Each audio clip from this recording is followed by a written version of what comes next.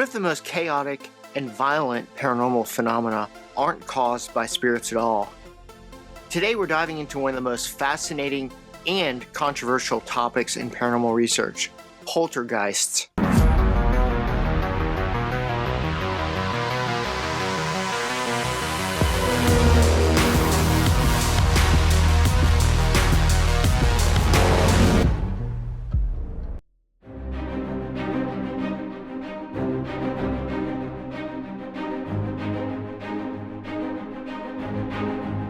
These events aren't your typical ghostly whispers or shadowy figures. Poltergeists are raw, chaotic, and impossible to ignore. We're talking flying objects, loud unexplained bangs, and in some cases physical attacks. But what exactly are poltergeists? Are they conscious spirits, energy tied to human emotion, or something else entirely? In this video we'll break it all down: the nature of poltergeists, famous cases that have shaped our understanding, and the leading theories attempting to explain their mysteries. Let's dive in. What are poltergeists? The word poltergeist comes from German and means noisy ghost, a name that couldn't be more fitting. Unlike traditional hauntings, which are often subtle and tied to a specific location, poltergeist activity is loud, active, and deeply unsettling. Think objects moving on their own, doors slamming shut, and physical interactions with people. But here's the twist. Many researchers believe that poltergeists might not be spirits at all. Instead, they could be energy-based phenomena tied to intense emotional or psychological stress, often centered around a person, commonly called the agent. To understand poltergeists, let's revisit two of the most well-known cases. The first one is the Enfield Poltergeist in 1977. In London, the Hodgson family reported furniture moving on its own, loud knocks and bangs, and 11-year-old Janet speaking in a deep, gravelly voice, which some believed was a spirit channeling through her. Investigators like Maurice Grosse and Guy Leon Playfair documented much of the activity, making it one of the most well-documented cases in paranormal history. But skeptics caught Janet faking some events, which cast doubt on the entire case.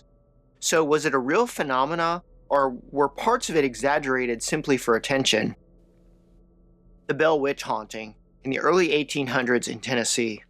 Though not really a classic poltergeist case, the Bell Witch involved an entity that directly interacted with the Bell family, speaking and displaying intelligence.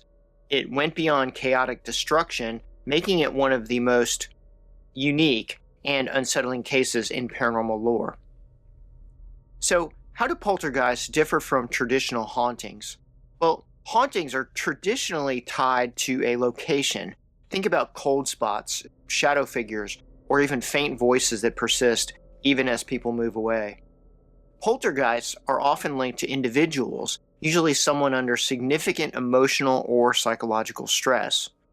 This distinction has led many researchers to propose that poltergeists might not be supernatural at all, but instead manifestations of psychokinesis, the unconscious ability to influence physical objects with the mind. Investigating poltergeist phenomena comes with its own set of challenges.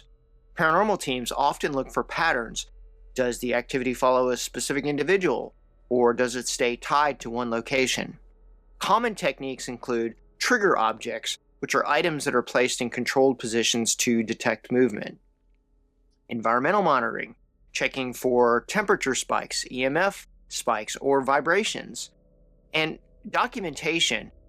You need to record every event meticulously to rule out natural explanations. So let's talk about some of the theories about poltergeists. Theories about poltergeists are about as varied as the activity itself. Some believe that poltergeists are frustrated entities that are acting out to get attention. The second theory is they are subconscious energy.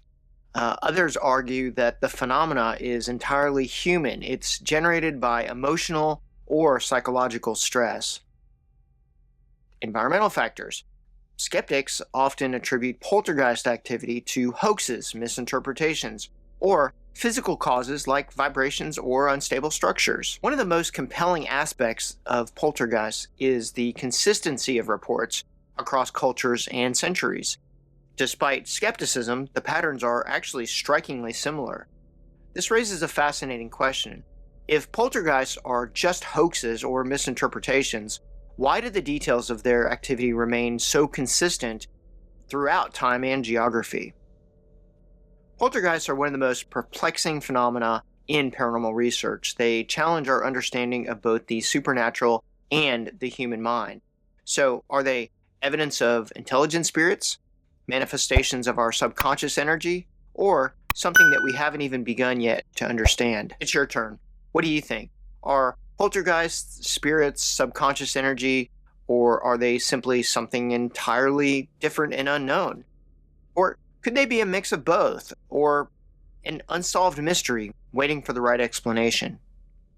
Share your thoughts in the comments. I'd love to hear your perspective. And if you've enjoyed exploring this chaotic and fascinating world of poltergeists, don't forget to like, subscribe, and hit that notification bell. Thanks for watching, and as always, I'll see you on the creepy side.